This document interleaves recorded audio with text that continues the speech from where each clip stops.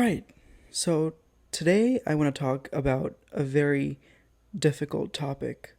Something that has to do with a very specific niche, which belongs to the greater ecosystem of a person's personality. And that is the nature of a lie.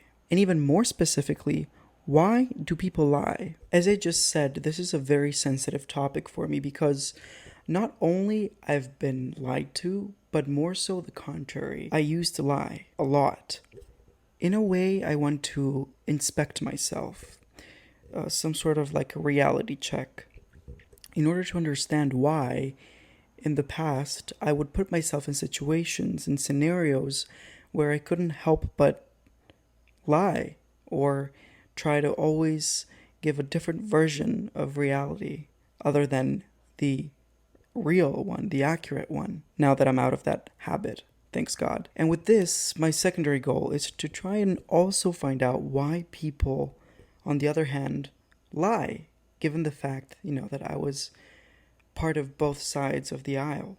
I also think it is important to express the fact that I'll be basing myself on personal experiences, personal facts.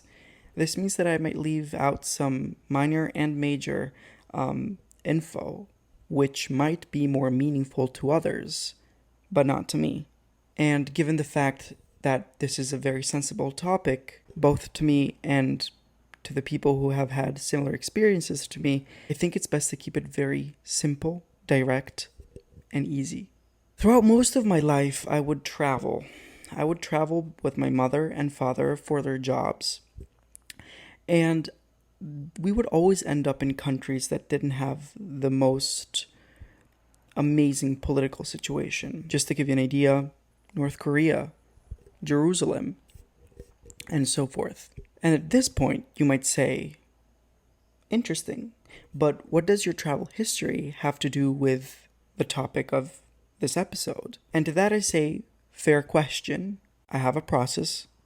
I'll get to it. Just bear with me.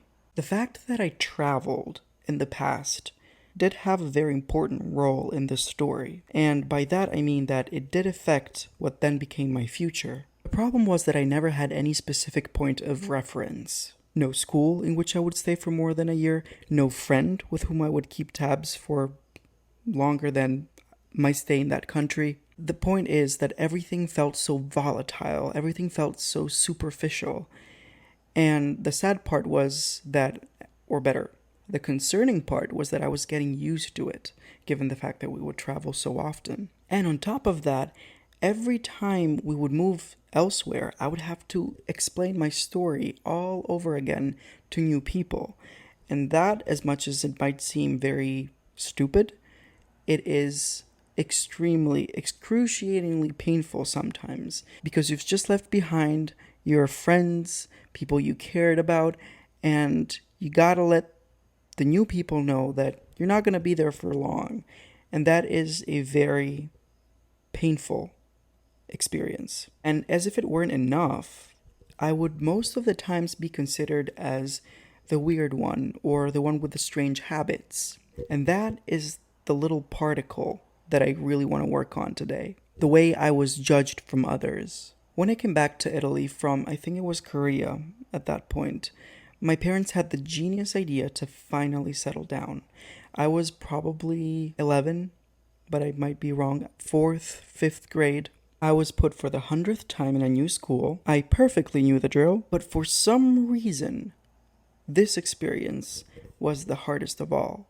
One would think, he's settling down, his family's settling down, he doesn't have to travel anymore, the friends he's gonna make there hopefully will last longer than a year, so should be good news, right? Wrong. I must admit I was kind of weird. I was a strange kid. I was in my own world. What could you expect from a kid that has just traveled for most of his life, if not him being in a bubble? So I was put in this new school. It was a very nice school. And during recess, I wouldn't play with anyone, nor would anyone ask to play with me. So the next best thing to do, I thought, was practice my taekwondo. And yes, I did do taekwondo from Korea. It was my own little thing I used to do when I was bored. Just that in Korea, people wouldn't look at me in a weird way because they knew what I was doing. On the other hand, in Italy, people did not get it. But I really didn't care about what other people would think of me back then. Or better, it didn't cross my mind the fact that other people wouldn't understand what I was doing. Keep in mind, I was like probably 11 years old. I think that's the right age. What 11 years old worries about what other people think of him? Quite soon, kids did stop to look at what I was doing. I can still remember the looks on their faces. They were so confused. But I still didn't comprehend the fact that they would think of me as a weird person or something like that. I, again, thought it was something normal. Now, keep in mind, Taekwondo is a martial art, for who doesn't know, and it is practiced also with just body movement without having to fight someone necessarily. One might explain it as a series of movements that then are more choreographed into something more complex. To their eyes, I was fighting demons, not people, whereas in my head, I was simply repeating a process. Until one day, I made two friends. They were 2 years younger than me, but we were playing together as if we were in the same class, or better, as if we have been in the same class from the very start. That was an amazing feeling, until I was confronted by their two older sisters, who also happened to be in my class. They seemed to not approve the fact that their brothers would be playing with someone that they didn't know, a complete stranger. And when I asked them why they didn't approve, they told me it was because I was the weird one. And it was in that moment that it really hit me. I felt like I really did not belong there. And I also felt like I was doing something wrong by being there. Basically, I was completely out of place. That world, that bubble I used to live in, and that I was so convinced that people didn't see, that people didn't notice, for the very first time it ruptured. And it was there that I had my first thought of lying, out of complete panic. This is the point. I knew I was going to stick around in that school for more than a year, let alone in that country. I had to find a way to make myself likable. I was starting to get tired of being left alone, being left aside. I wanted to be part of something bigger. You know, just being invited at birthday parties, sleepovers, all that jazz. No one was interested in knowing about North Korea. Nobody was interested about knowing the political situation in Jerusalem. I mean, the most interesting thing to most kids was the arts and crafts class we had on a Friday morning. And then I thought, no one even knew where I came from. I had a blank canvas all to myself. And I think that perhaps it was that very thought that brought me to say my very first lie. I had this urge, this desire to cover it all up. No one was going to know about my adoption, and certainly no one was going to know in which countries I traveled before getting to Italy. And as I expected, quite soon the question, "Where do you come from?" occurred. And it was in that very moment that I decided to draw my first brushstroke on my blank canvas. "I'm here, from Italy," I told them. But it wasn't a really good first lie, because most people didn't quite trust me. You know, overall my skin tone was completely different from most of the kids, and my overall manners were completely out of context. So basically I had nothing in common with anyone, which, thinking about it back then, was a pretty terrible thing. But thinking about it now, it was a good thing. But then I soon learned that there is no good lie unless it is backed up by another really good lie. So I told them, my mom is a teacher, and my father, well, my father is a spy. Keep in mind, I was like 11, okay? I was borderline kidding, and I wanted to see how far this imaginative world I was creating around me would last. And then play the I was kidding card, obviously. But to my surprise, my classmates trusted me. They believed me. I was like completely stunned, flabbergasted. For the very first time, I gained some sort of recognition, some sort of attention from that group I so much looked up to. We're forgetting the real problem here. And the real problem is this attention wouldn't last for more than 10 minutes? Not to mention the fact that it was based on pure lies. And just like dopamine, I needed more of it. So I would go on lying about how weird this double lifestyle my father had to do and how severe my mother would be with her children in class. But then these lies weren't enough. And I soon found out that lies are like mainstream media.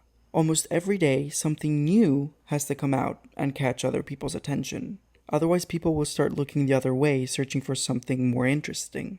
Now, my plan isn't to give you a chronological list of all the lies I've said in that period, but you can imagine what 2 or 3 years of this could have added up to. What I do want to do, though, with you guys is understand why. Because I don't believe that story, that image of the misunderstood / bullied kid is valid enough. There has to be something more meaningful, something more deep within that brought me to put myself into that situation. And all I can come up with thinking about it now is, I think, anger. I was extremely angry, or better, I was hungry for anger. Anger to me was that fuel which not only gave me the energy to lie, but also gave me the guts to lie. Now, I think we can agree that there are different types of anger, and the type of anger I am referring to isn't that anger that you feel rushing through your veins because someone did you wrong, nor was the anger directed to myself, but more so that irritating feeling of paralysis. Emotional paralysis, that is. The fact that I wasn't able to express my real inner situation, not even to my family. That was the real reason. And I guess that my way of dealing with the situation, with clearing up that void, was by creating a version of reality, a romanticized version of reality, which wasn't obviously real. A reality that not only I couldn't accept, but I also couldn't express. Fast forward a couple of years, I kind of did exaggerate with those lies. In a way, you could say that I was the one that was living the double life this time. So I came to the conclusion that it had to stop. The problem was that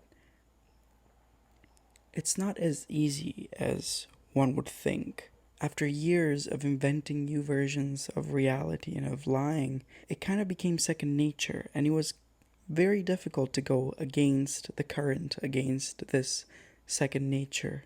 The fact that I wanted to change, in my opinion, was already a really good step, which clearly I think demonstrated that lying wasn't something I really liked in the long term, I mean. This is the point. I convinced myself that I was an invaluable person, that I had no value other than being a liar, that I had nothing to offer, nothing real to offer to the people that I really cared about. And that put me in a very, very self-deprecating situation. Some might say that I resemble the symptoms of a pathological liar, but deep down, knowing myself now, I knew that I wasn't. And if I was, I certainly am not anymore now. And strangely enough, the only sane relationship that I had was the one with myself. See, one would think that after years of romanticizing reality, which is a sugar-coated way to say lying, the liar himself would begin to convince himself that the reality was actually real. The one that he was preaching was real. Basically, what I'm trying to say is that after a while of lying, one would suppose that the liar himself would begin to believe at his own lies. And that was not my case. Because every time I lied, after that dopamine moment, which is a good moment, came a terrible feeling, as if a spear went through my heart, and I felt like I would melt like butter. It was awful. So, as I previously said, I decided that this had to stop. It was something that I was growing out of, anyways, and it was a very slow process when I did my first step. Slow, but steady.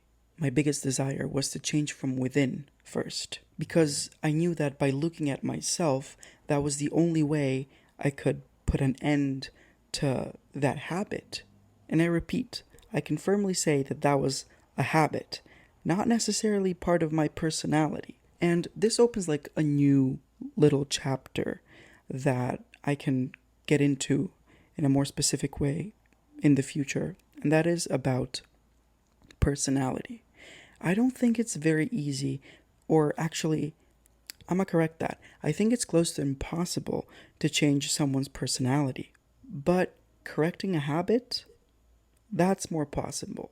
A very easy example that I can make, well, the two examples that I can make to explain the difference between what is personality and what is a habit, I think can be explained in this way. It's really difficult to get out of the addictiveness of drugs. That's why who does drugs has a really hard time to get out of the streets and stop abusing them. But I believe that with the right help, with the right therapy, I think that it is possible to get better and eventually not need any more drugs. That, I think, can enter in the realm of what is habit. Now, if we talk about personality, I think that it's something that's more instilled within you, something that has been going for generations on end. For example, trying to convince someone who has faith and make them believe that God does not exist. Most likely that person has believed in God all their lives and will continue to do so regardless all the scientific proof you might want to present, because that's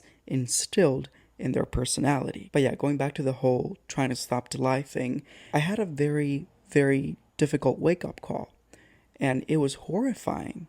It was the first time in an extremely long time, if not ever, that I decided to look at myself emotionally, mentally, physically, and try to understand myself and see myself for who I really was. And the image I saw was not something I liked at all.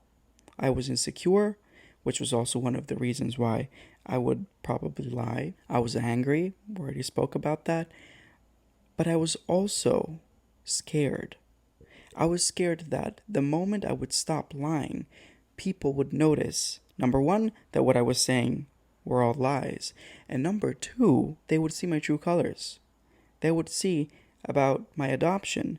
They would notice the fact that the reason why I have different ways, different manners, was simply because I came from different cultures that I lived in for the past 5 years. And something I've noticed also is I never had an opinion about myself. What I'm trying to say is that I never really had an ideal of what type of person I was or that I wanted to become. I didn't have a role model that I chose myself and say, I want to become like that.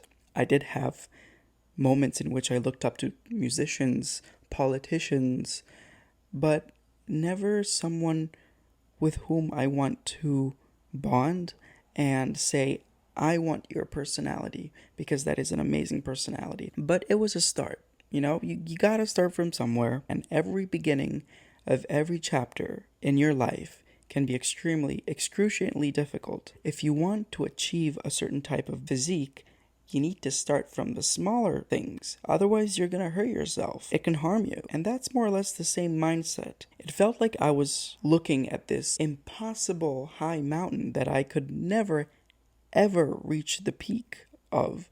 But in some way, thinking about it as one step at a time was slightly easier. And it didn't feel as difficult. Except for that first step. That was difficult. And even if you start simple in your first workout, it's going to feel like you're being shredded alive. So after some years of working on myself and also of therapy, I managed to get better. Because, believe it or not, humans have this amazing ability, which we forget of most of the time, and that is the ability to improvement. We just fail to see the fact that we can get there. It just requires more of a process and less of a jump. We all get into scary habits. We all start from certain personalities and in time become completely different people. And that is okay as long as we keep tabs with ourselves, with our inner selves. If I were to think about it now and talk about pros and cons of this entire experience, the pros is that I kind of have an eye for people who lie to me. So I am particularly good at recognizing if someone is saying a lie or not, because I've been in the industry for a very long time, and believe it or not, I always avoid confrontation if I have the feeling like someone is lying to me, and 99% of the time, I'm right. That also requires a really good poker face and just pretending that you are buying everything this person is telling you, regardless of the fact that you know that they're most likely lying to you. And the cons are that I'm afraid of the people of the past. And as much as that might sound weird, tricky, I'll repeat it. I'm afraid of the people of the past because these people belong to a chapter of my life in which I wasn't really myself. So sometimes going back to Italy during the summer and seeing them again does make me feel uncomfortable because I'm afraid that all they will still see is a liar, even though I'm not. And as a consequence, every single little thing I say to this day, after I grew out of that habit, every single little thing I say, now I feel like it needs to be backed up by some sort of proof, of evidence.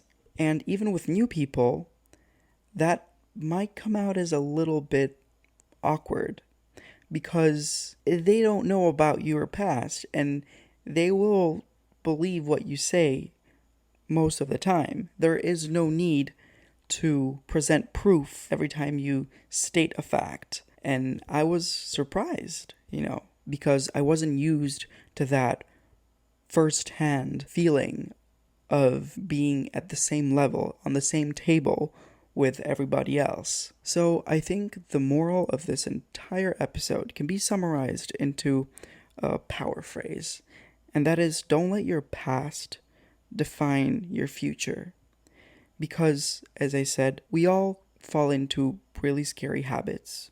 We all start with a personality and end up with a different one, depending on who's around us, depending on how we feel. And that must also be as a reminder to not be too hard on ourselves. You as a person now are different from you as a person yesterday. Maybe you learned something new.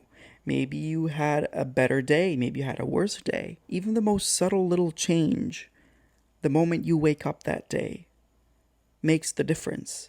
And the moment we recognize these little things in our lives that show us that the reality we live in that moment is different from the reality we lived an hour before, a minute before, a month before, a year before, is proof that we need to be less harsh on ourselves. So yeah, don't let the past define your future. Don't be too hard on yourself. And yeah, that is my story of how I got out of a very, very toxic habit.